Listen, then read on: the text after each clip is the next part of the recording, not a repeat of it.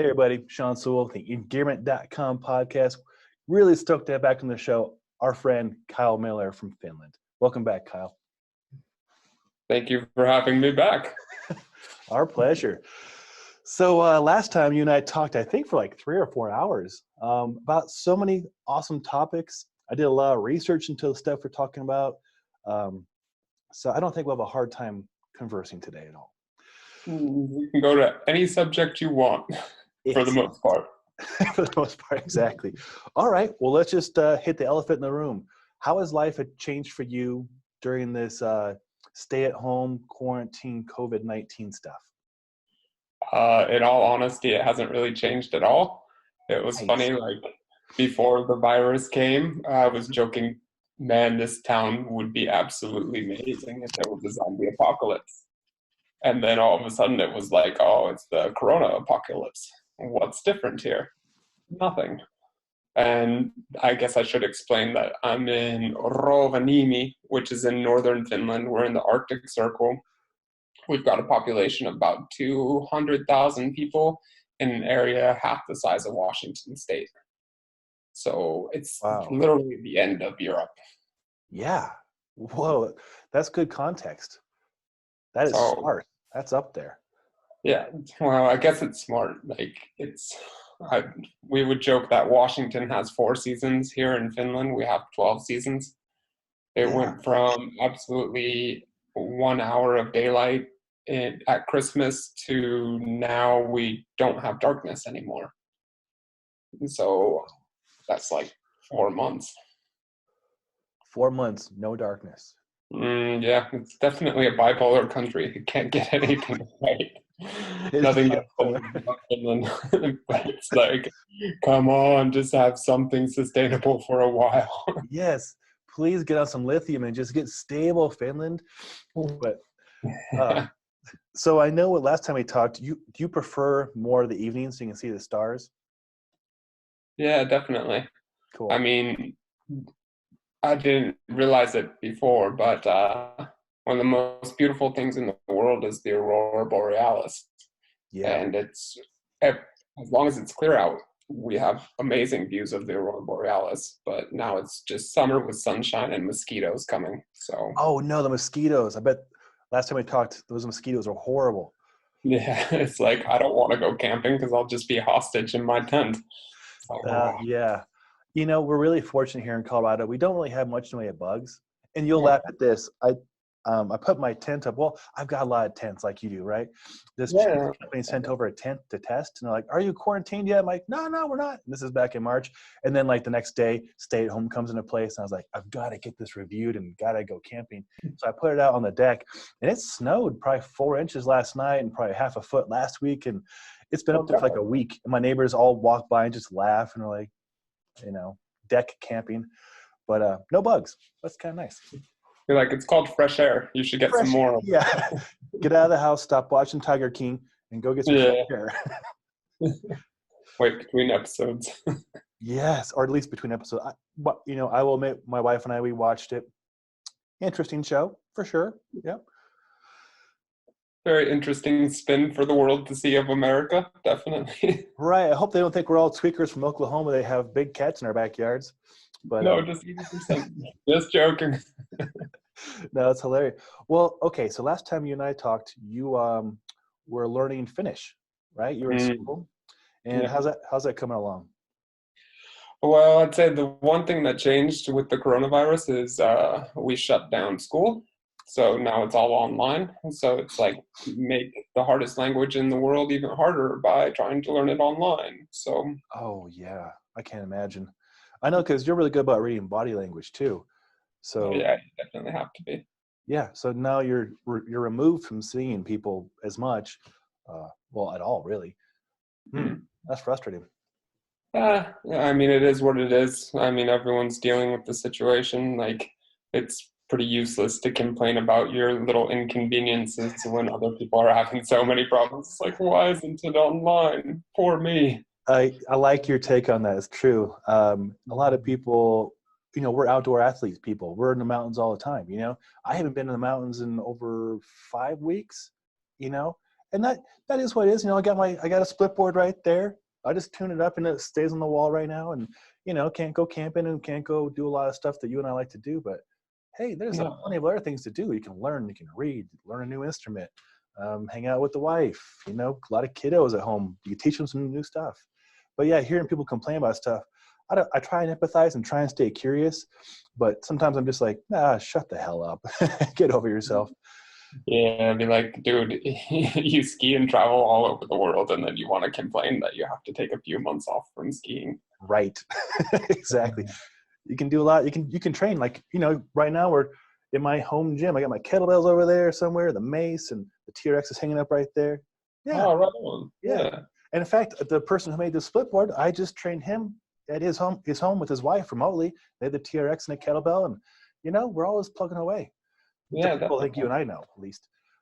Yeah. I mean, I've been spending way too much time, probably about 7 hours a day, focusing on the Finnish language and doing homework. Well, you're working this muscle. That's important. Yeah, and I guess I'm fortunate that I have something to do with my time that I can focus on, while other people, it's like, oh man, I've already watched The Tiger King 15 times. Be like, is there a secret meaning in that? I don't think my wife and I are watching any more TV than we did prior to all this. Like, I think for us, what we found is having a routine, and sticking to it has been very helpful, Oh, definitely. Yeah. And I think that goes for anybody not in quarantine and in life in general. Having a routine, structure, discipline allows for, things to work a lot better, I think. Oh, definitely. Yeah. Well, so it's summertime, mosquitoes. You're spending 7 hours a day learning Finnish. How is the country up there adapted? I know you're adapted very well, but how's the country and the culture up there adapted to all this? Oh, well, it's really funny because, like, in January, even before the virus had come to Finland, actually, it had come earlier a little bit, but it was squashed out. But before it came bad, we were taught social distancing as a part of the culture. It's like, if you sit in a train station, don't sit next to the other person, because that's just Finnish etiquette. Everybody wants their space. So, like, social distancing was taught to me before this whole virus thing. And so we just laugh about social distancing. Like, yeah, that's why, for the most part, things haven't changed here really too much at all. The only thing that's different is the restaurants and the bars are closed. But other than that, people are still out on the streets. People are still cross-country skiing. I went to the ice swimming hole and there was a bunch of people there. I was like, wow. Went to the ice swimming hole. I like that. We have a pool in our complex, but man, if we had an ice swimming hole, I think I'd like it a little bit more. You don't need coffee when you have ice swimming holes, I'll tell you that. Yeah, that's so true. I love that. I think we joked about this last time. I enjoy winter camping, and I like to use snow. And just a snow bath, just kind of brisk. Oh, understandable. And like, saunas are amazing, but saunas come to the next level when you like put breaks in between by jumping into the cold water and hanging out in there for 5 minutes. Yes. And then your body goes into shutdown, and then you go back in the sauna. It's quite amazing. It is. And I've read a lot of reports, a lot of people from the Strong First community, like there's Pavel's book, and actually I got a page in that book about exposure therapy, mitochondrial stimulation, being resilient, I think, like exposing yourself to elements, adapting. And like all these people like want these gyms that are like really nice, climate controlled and everything's this and that. And like you and I and people like us were like, let's go get dirty. Let's go play outside. Let's go play in the snow. Let's freeze our nuts off. Like, let's go have fun. Am I going to die today? Hopefully not. Yeah, hopefully not. There's a good chance, but we'll fight it. So, it's so fun. It's so fun. Well, let's see what else. There's so much going on. You sent me on a deep rabbit hole last time we were talking about the Winter Warrior. Remember this? Oh man. Yeah, let's talk about that, because that wasn't on the recording for the podcast last time, but we talked about that for a good amount of time. Well, basically, long story short, is when the Nazis went east and the Russians went west at the same time, Russia told Estonia, Latvia, Lithuania, and Finland, we're taking over. You don't have a problem with that, right? And Finland was the one country who said, no, we'll fight until everybody's dead. And you're talking about 200,000 people versus 5 million people. So it was just Right. like absolutely unreal comparison numbers. And basically Finland, it didn't give up. The winter weather was negative 40 degrees.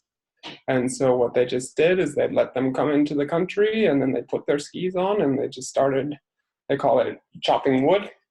You kill the person in the front of the line, then you kill the person in the end of the line, and then they can't go anywhere. And then you just, in the middle of the day, you just cut through the middle of the line, and then more people are stuck. And then you wait till they start cooking their food, you shoot their food, and then just keep on chopping the wood. And so they would just slice through, and they held off for 6 months until Russia had to sign a peace treaty because they had done so terrible at that war. And so it's definitely a source of pride in Finland, is the Winter War. So Stalin didn't win every war. Finland actually beat Stalin at his own game. That's incredible. That is incredible. Yeah, I spent the rest of that day researching that, and I was impressed. I'd be proud too if I was Finnish. And an important thing that a lot of people don't understand is that the 10th Mountain Division in America during World War II, they had seen the success of Finland with using the skis, and that was the inspiration for creating the 10th Mountain Division in the United States, was the Finnish people in the Winter Wars. That's freaking awesome.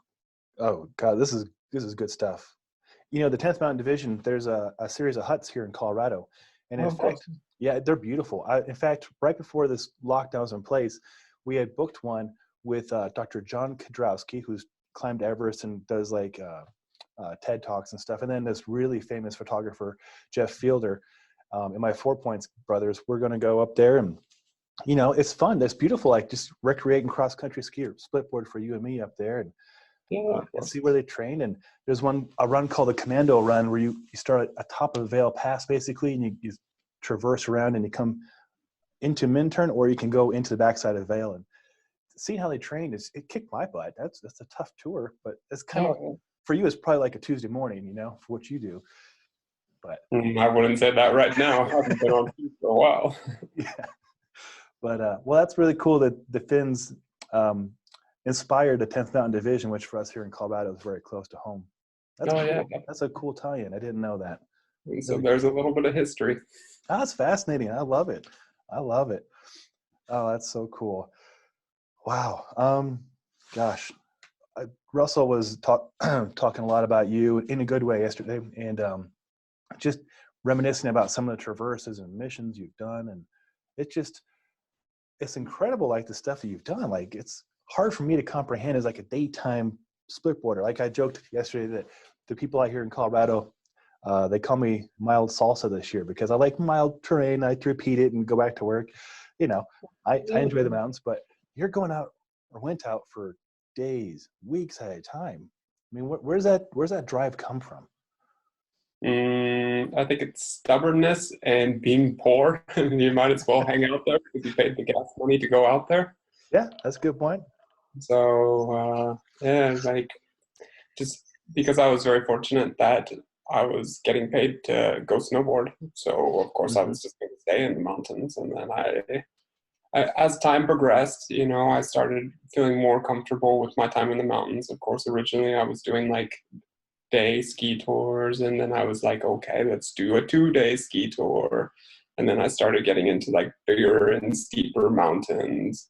And then I was like doing week-long trips and skiing really steep faces. And I've always been interested in mathematics, and mathematics say that, okay, well, if you have a 2% chance of something going wrong in the mountains, that means that if you're out 50 days, something bad is going to happen.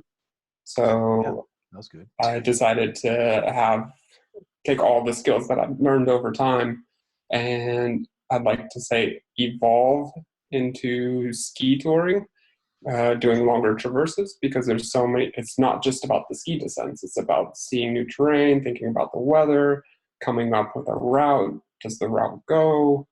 Like, hopefully there's no mistakes. Mm-hmm. I like to joke, one mistake is bad, but 3 mistakes is fatal. Yeah, that was a good line last time. I like that a lot. Oh, It's very okay, helpful. I used that before. Damn it. Let me check in my pocket for my next one. Okay. There's a thin line between badass and dumbass. Oh, fuck, I use that too. God damn it. They're worth repeating for a reason. They're really profound. You know, Yeah. I think we joked about this last time. I have friends that would plan for the best, but not ever expect anything to go wrong. And so I would over prepare and bring more equipment than even I do now, in anticipation that it will go bad or go sideways, and to adapt.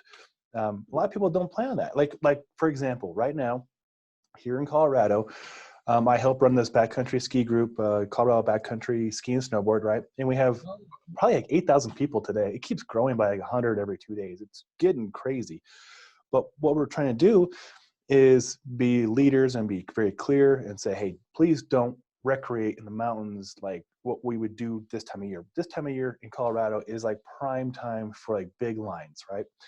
Oh, of course, yeah. Yeah, but not during certain situations, right? So hopefully the majority of us are being adults and being responsible, staying home, and not burdening the medical system, because a lot of people we know are nurses and doctors, and they work in these fields and are already overwhelmed in the first place, and Oh, it's probably going to get worse for a long time. But just yesterday we had a big avalanche, I think a fatality on a big line, and then you got search and rescue resources put to there, and then you're exposing those people and their families to potentially whatever disease that person has, and risking their lives in general. It's just crazy to think about. Yeah, it's like I really wanted to go skiing 2 weeks for the Easter vacation. I had made these plans months in advance to go skiing with my friend somewhere here in Finland, and we decided that we shouldn't go just in case. Probably nothing would go wrong, but if something did go wrong, then we're taking resources that local communities need, and we're not from that local community, so we're just taking from another local community those random things that they need. Yeah, it's a very good point. I'm glad you see this too. I talked to Russell about this, and it's just nice to get different parts of the world's viewpoint on this, not just what we're doing here in our backyard. So I appreciate that. Well, thank you. Yeah, no, that's cool. Well, when we do get to go back out and recreate, let's go through the hit list of stuff that you keep in your bag that might blow people's minds. There was some really cool takeaways last time. It was tea candles, wasn't it? Tea candles, Yeah. chicken wire. Yeah. So if you put tea candles in like a little container, it has to be like metal or something like that. Mm-hmm. And then say you're on a multi-day trip, you can take the liners of your boot and put them over the tea candle that's in the container, and then the heat of the tea candle goes up into it and it dries it out. So you can have boot dryers in the middle of nowhere, and no matter where you are, you can buy tea candles. Like Yeah. Even if you're in Uzbekistan, you can still get the IKEA tea candles. Right. You don't have to get a voltage converter or anything. It's a tea candle. Yeah, be like, oh, I'm taking my generator with me. Like, why are you doing that, you dumbass? You just need the tea candles. I love it. That's so true.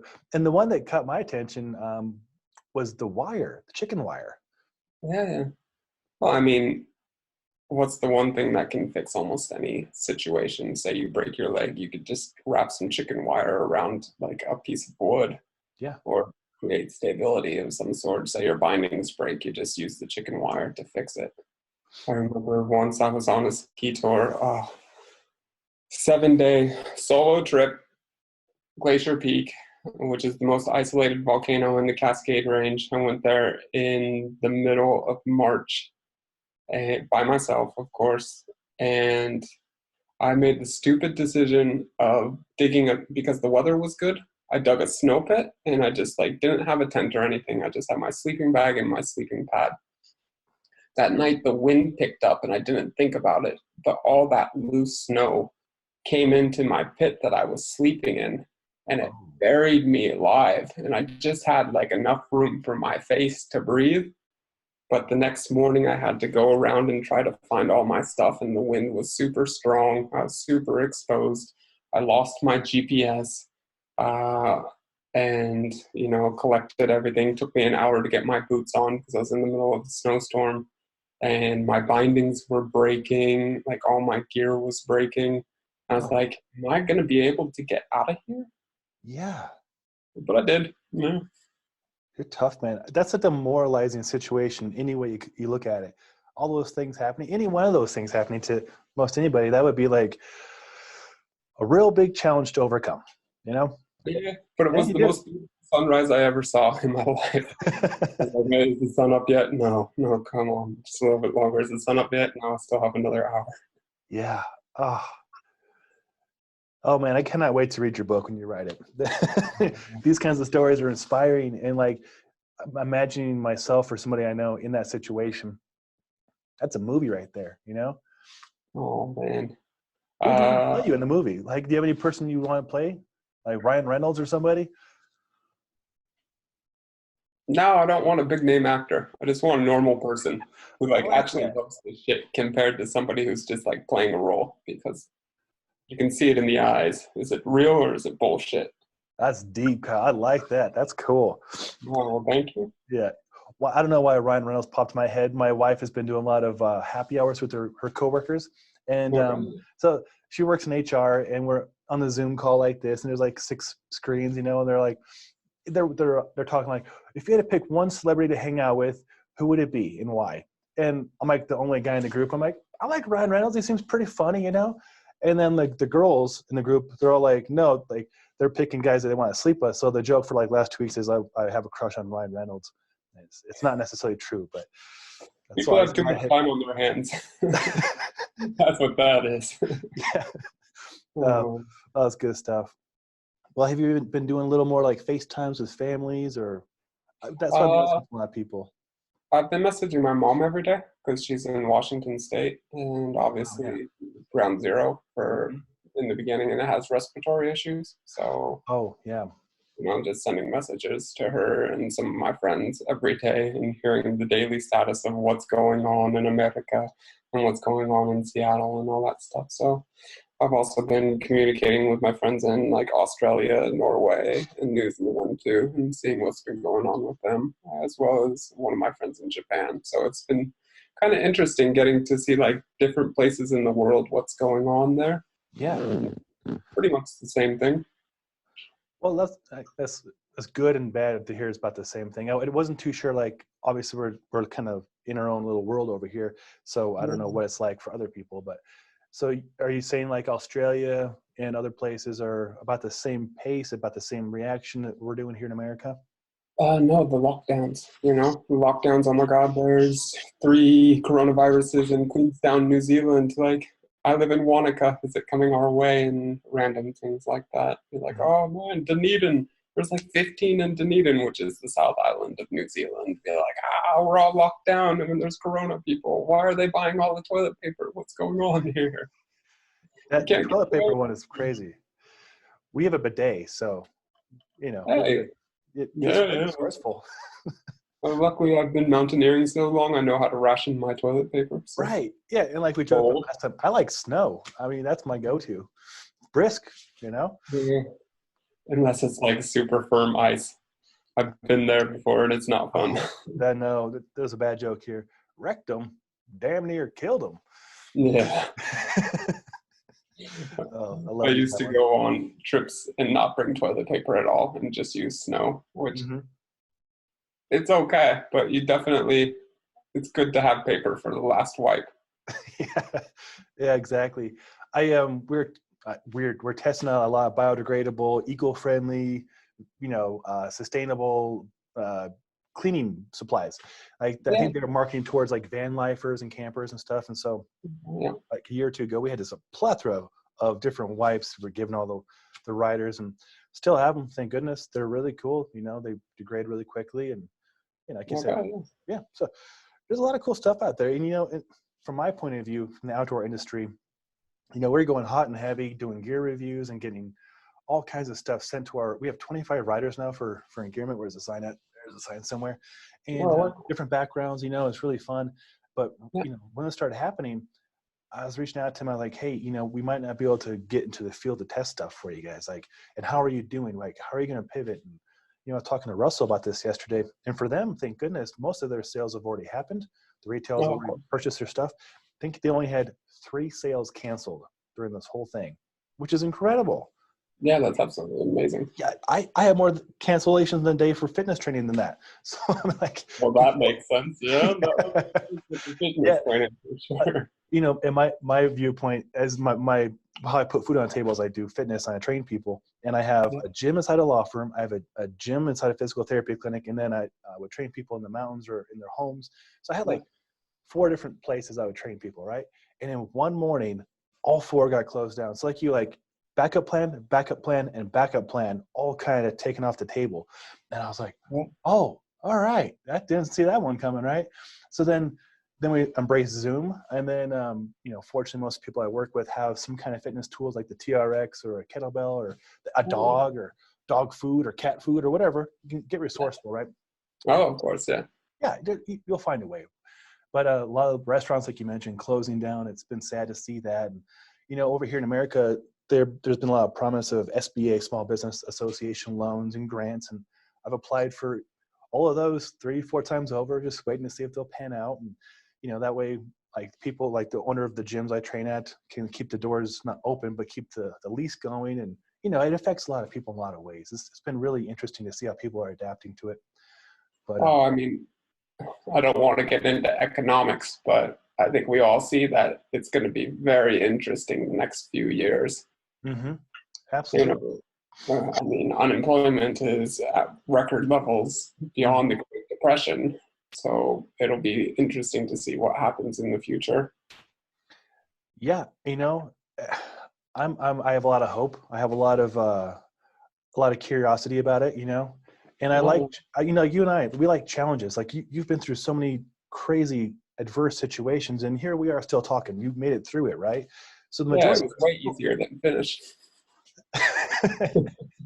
yeah, your culture is tough for sure. What about your mother? I can relate to that, about the respiratory and checking in on her. I'm sure that's a bit of a source of stress for you.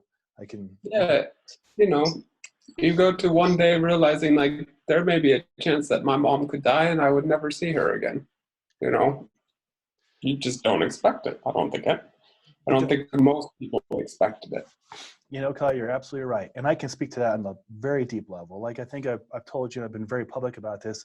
I've lost my brother to heart attack, sister to brain cancer, both my parents last year to pancreatic cancer. So I know what it's like to be a child or a sibling to somebody who passes unexpectedly, right? You don't ever expect to bury a sibling, especially younger ones. You don't expect your parents to pass at our age yet.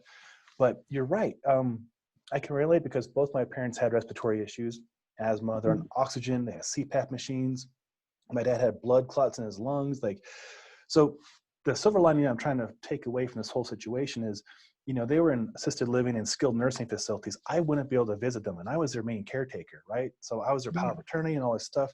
So for me, having them pass before it's just happened has been kind of like a big relief. But I can only imagine a person like in your situation who is, close to the mother, and your mother has respiratory complications and is in, like you said, a very concentrated area where, for all we know here in America, that's kind of where it started, right? Washington. Yeah, definitely. So I can feel for you, man. But it's a challenge for sure. Well, it was very interesting. I went to northwestern Russia in the beginning of March, and my friend had come out from Seattle. And it was interesting because we were ski touring every day. And at the end of the day, we'd come back and he'd be like, oh, here's the local news in Seattle. There's like 20 more cases. And you're like, man, are you even going to be able to get back home? Like, is the world going to fall apart? And in a sense, we were kind of joking about it. And then 1 week later, there was a complete travel ban. Like, he wouldn't have been able to go back, Wow. Yeah. And then we're like, well, did he have coronavirus? And then we just brought it to Russia. There'd be nothing worse than, oh man, Americans brought coronavirus to Russia. And you're like, oh. That would be rough, yeah. And it's crazy too to think about a person who may be asymptomatic and like, I'm fine. I'm going to go interact with people. Because the first few weeks on the lockdown or the stay at home here in Denver, at least, people were not taking it very seriously. People were out playing volleyball together, and like I was like, did you guys not understand like not to make contact? And I'm a very hugging person, right? And so the last day I went touring was like early March, and I was like, it was a test to me. I was like, if I can socially distance safely from people, not hug my friends, and not get in like a 10-foot bubble window of other people breathing and coughing and sneezing, then I might continue to tour. But within 15 minutes of being at my favorite spot, and there was like 3 times more traffic than usual because they had closed their resorts.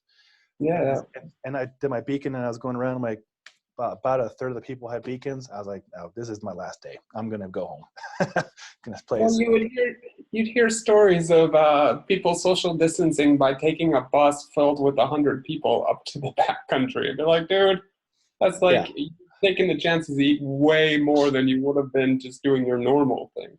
Right. Oh, I don't know about your Facebook group. You have a wonderful Splitboard Facebook group. I absolutely love it. And I don't know how you manage, the posts of people, hey, this is my backyard. Like there's a lot of people here in Colorado who live on 10 acres and they have access to, mild, cool terrain. They can go out and do their thing and recreate. Then you have people like yesterday who go into a different county they're not from and, endanger themselves and others. Like how do you as a leader of your group manage that responsibility? It's simple. It's the wild, wild west. You can do whatever you want on there, but if you get backlash from people, that's your thing.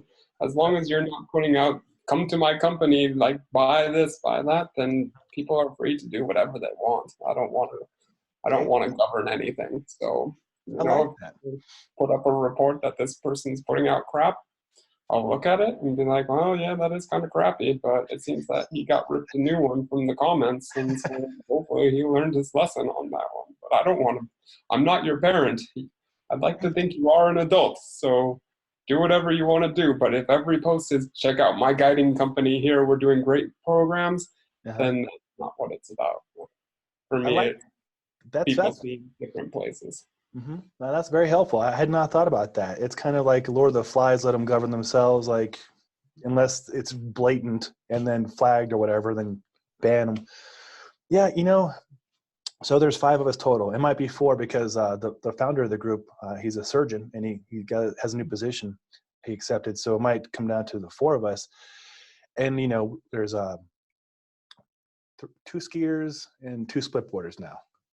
So we're trying our best to communicate a consistent message, but my gosh, it started off when I came on, it was like 500, 600 people, and now it's 8,000. It's so hard to lead or govern. I don't want to govern or manage people, but to to do the right thing, basically. How do you, it's hard, really hard. Well, good luck with that. Once you start doing that, that's when people start rebelling. They're like, oh, I can't do that. No, I really want to do that. There's trolls everywhere on the internet. Kyle, there are some mean, crazy trolls. I know. So daily, several times a day, our admins, the 4 of us now, communicate. Should we block this post? Should we ban that person? This person, if it's blatant, like we had a person put up some racist stuff, like, yeah, you're banned for life, you're out. But that's a no-brainer. But it's been challenging to try and moderate. And then when we do, some of it, like I'm super open. I'm like, whatever, kind of like you, like just do whatever. You're going to get shit from other people, and I don't want to be the person to deliver the shit. So deal with it. But like other people are more conservative and, much more rigid, which is nice because it balances out the 4 of us. But I'm not going to name the name of the person, but he was banned a few people or blocked some stuff, and he's gotten death threats. Can you imagine? Death threats for the internet? Oh man, I can't post on Facebook. I'm going to go kill somebody. Yeah. And I mean, that I had to talk to this person and say, hey, report to local authorities, obviously report to Facebook. And there are some crazy, kooky people. Like trolls are one thing. I get a lot of trolls on my YouTube videos making fun of me and this and that. I'm like, whatever. Okay, you need to find something better with your time. And I can't react to it and play into it. But it doesn't feel good to read it. But death threats or threatening a family or anything like that, any kind of threat, uncalled for, totally unethical. Oh, without a doubt, man. That's absolutely ridiculous that people would even come to that. Yeah. Oh, it makes you wonder what's going on in their heads and like what's, It kind of reminds me of a story. One time I was climbing on Mount Rainier And we went by some people who were camping, and they were camping underneath the ice fall, like, big glacial seracs that could fall at any minute. Yeah. And we're like, hey man, we just want to let you know that that ice could fall any minute, and it's going to smash your camp and kill you. And he said, this is America, man. I can do whatever I want. And I said, that is a valid point. Have a good day. Yeah. Yep. Taking you out of the spawning Darwin Awards. There is a lot of that. I hope that the rest of the world doesn't think that all Americans are like that. We're not like that. But there are plenty of people like that. Like, this is my right to be an idiot or an asshole, and it is, but it's shitty, It is what it is, and I'd like to say survival of the fittest, but it doesn't seem to be the case. No, my wife and I joke about this pretty often. She's been a fantastic partner through a lot of the adversities that I've been through. And, I think every time we go through a challenge like the cancers and this stuff right now, it makes us really stronger, more resilient, more grateful and empathetic and vulnerable and courageous. But then we see other people and like, how have they made it through life so far? They are clearly, in my opinion, idiots. Like, who's enabled their patterns to be replicated? Boggles my mind. But, at the same note, I've met some people who've had such a high level of education, and it's like, you're book smart, but how did you survive when you don't know how to make noodles? It's true. That's true. I'm going to add into that my wife's good friend, and we joke about it because I say it's in public all the time. She's a rocket scientist, and so is her husband. Very intelligent, right? They have top secret clearance. They put stuff in space. They're geniuses, right? I kid you not. This person was at the mall here in Denver, and they saw the map, and it had a star. And the lady, the woman said, how do they know where we are? And we're like, you put stuff in space? I'm not going to get on that spaceship anytime soon. Yeah, exactly. So you're right. People can be very educated and not educated at the same time.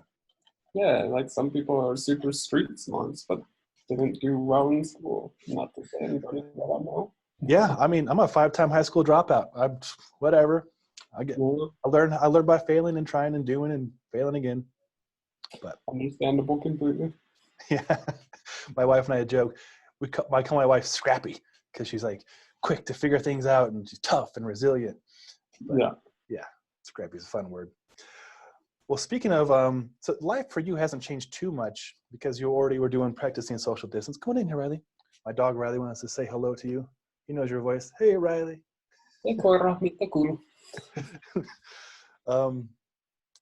But yeah, it's been really fascinating to pick people's brains about how they're dealing with their spouses, working from home, spending 24/7 together. But for you, it's not too much of a change, right? No, my wife is still going to work. Oh, is she an essential worker? I guess so, if you consider a lawyer an essential worker. Yeah, I mean, everybody's got to sue somebody and got to do stuff. My wife works for a law firm, and she's busy as ever. Yeah. We live in a pretty small apartment, so it would be very interesting. But we're not locked down too, so at the same time, it's really not the end of the world. And her mom lives 15 kilometers away, 8 miles away, and she lives on a lake. And I was really bored, and I cross-country skied around the lake, and it was 30 kilometers. So we have space. We have a lot of space. Well, like you, we live in a condo, 2-bedroom condo, 1,100 square feet. And so we don't have that resource to go out and cross-country ski around a lake, but we do walk the dogs a lot. So we got that going for us. Yeah. I mean, hi, handsome.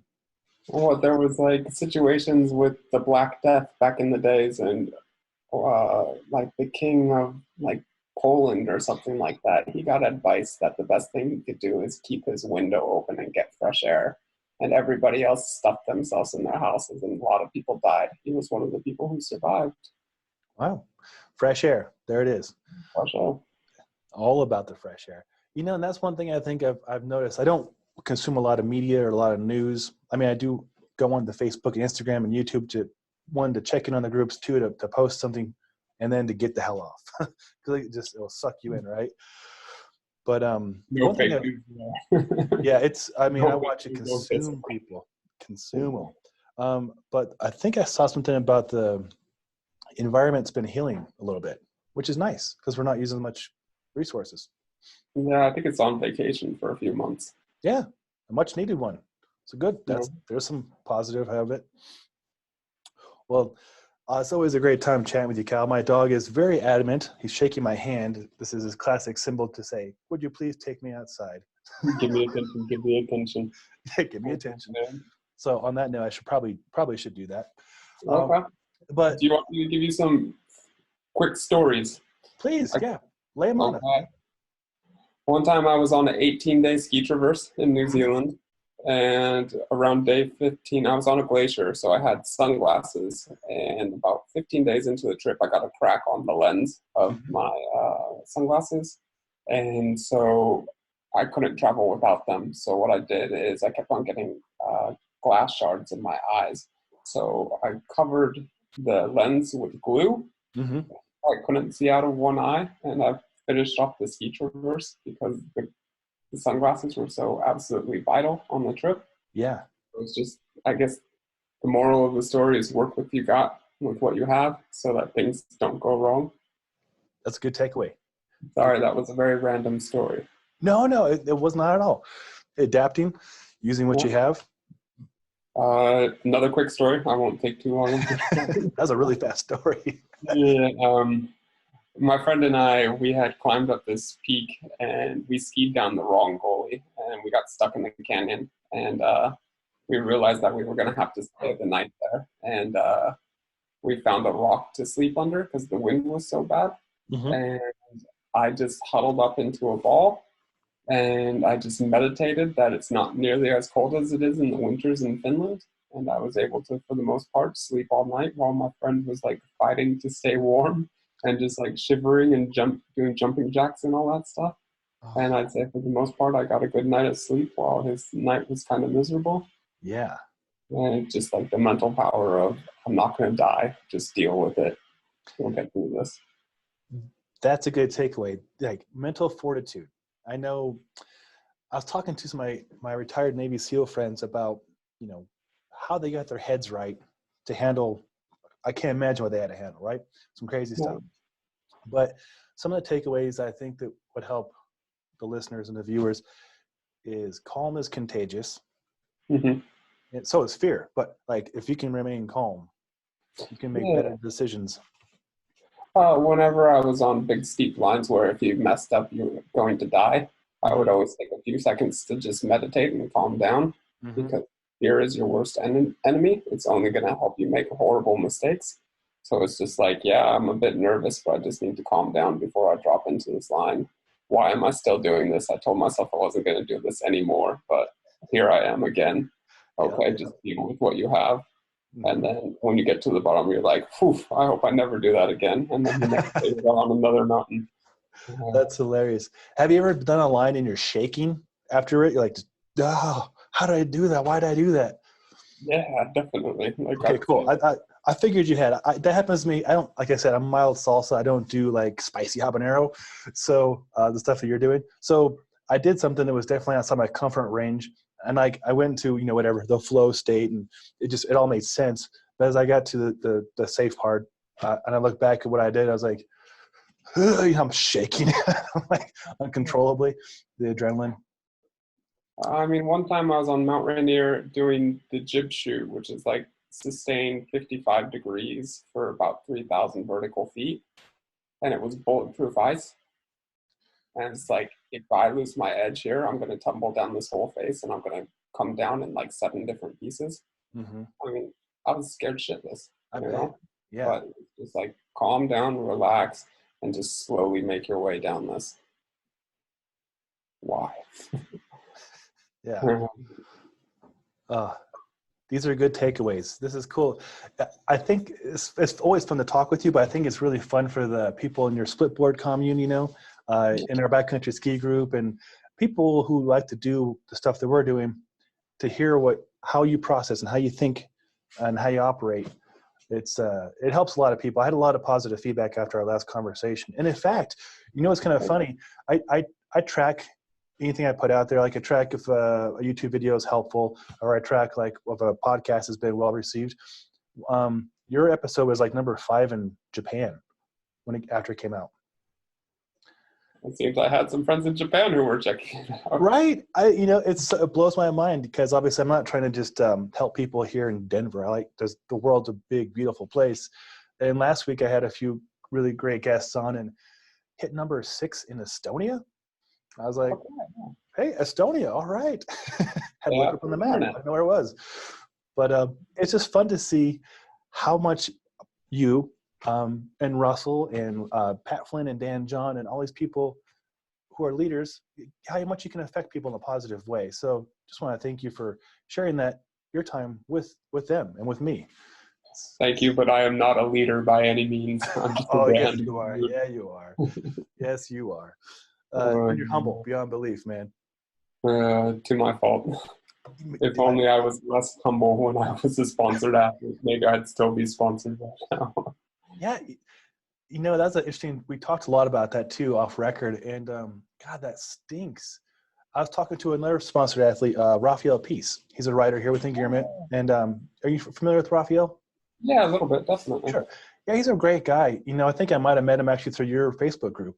I had written about a boot or something, and somebody was flaming me, and Raphael reached out to me, and then we became really good friends. Like, in fact, the theme song for his podcast is from the person who does the scores for his movies. Okay, yeah. He's also a really nice guy. And he went down to Chile. He's Chilean. And he filmed 2 movies about the environment, about the government, about protest, about splitboarding and mountaineering. And I don't know. We're all doing the best we can to be good people and lead by example and stuff. And you are one of those people. It's so weird to hear. Okay. I was just the random dude hiding out in the mountains, not posting enough on Facebook. And then all of a sudden I'd be like, oh, this is what I did this year. They're like, what? Where the hell did this guy come from? Right. It's so crazy. Like we talked about, you're actually out there doing it, right? Very often. And I think people like you and me aren't as not tech savvy, aren't as social media savvy as some other people are. And the people who are, they make it appear a certain way and as appealing to a lot of people. But to people like you and me, where it's like, rather go do it. Maybe share a picture with a friend or post something about it, or say, hey, you should go come do this too. This is really cool. You'd like this, right? Whereas other people, and I study this stuff, right? I should know better. I know SEO and I know copywriting, and only because I've failed at it so much, I've learned what not to do. Yeah. But I mean, like hashtags and Instagram, not my thing. I just have it going so I can show off my dogs. Oh, definitely. You need to use the cats of Instagram hashtag. I was literally told that I should put down cats of Instagram on my Facebook posts. Really? Yeah. Like, that's man. Yeah. It is. It's interesting too, because actually I got hired by a friend to do some social media creation for him. He's an attorney, and so we're helping him create content that's valuable, like what to expect on contingency case, what to expect with personal injury case, like helpful content. But he also has kids, and they're into TikTok. And I'm sure you've seen TikTok.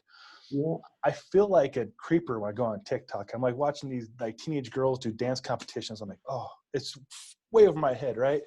Yeah. But I had to research it so I can show him how I would create stuff for his kids, to make it fun and entertaining for their friends. But different culture, different generation, different attention span, different everything.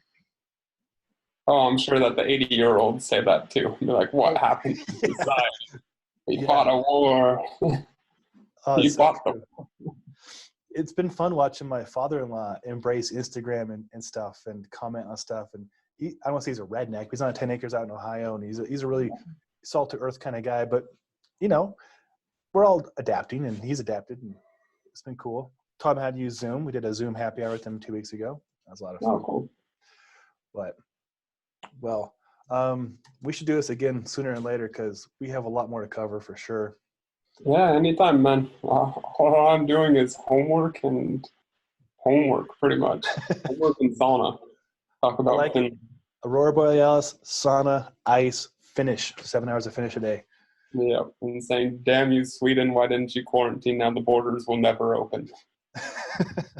But that's another topic altogether. It is. Well, let's table it for next time. Sure, sounds good. It's always a pleasure, Kyle. All the best to you and your wife and your family out there. And tell your mother hello. Take care. Be healthy. Vitamin D. Vitamin D. I'm taking 10,000 IUs a day. I hope my liver doesn't blow up. People are saying that vitamin D is the most important thing for this virus. Oh, good. Well, that's great because you can get some naturally by going outside like you're doing, or you can take some. And it's also, this is from a fitness and health standpoint, it's fat soluble. A, D, E, and K are fat soluble. So it is possible to overdose on them, just for what it's worth. That's my advice to people listening. But yeah, it binds to fat. So I take it with my peanut butter, almond butter, or fish, and that seems to last a little bit longer. So that's my insight. Yeah, I like to mix it with my fish tank cleaner, and it goes quite well.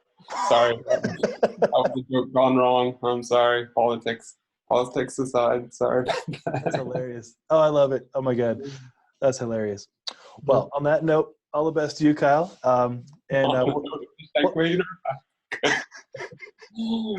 buddy. All the best to you. Take care, and we'll chat soon. Okay, take care, man.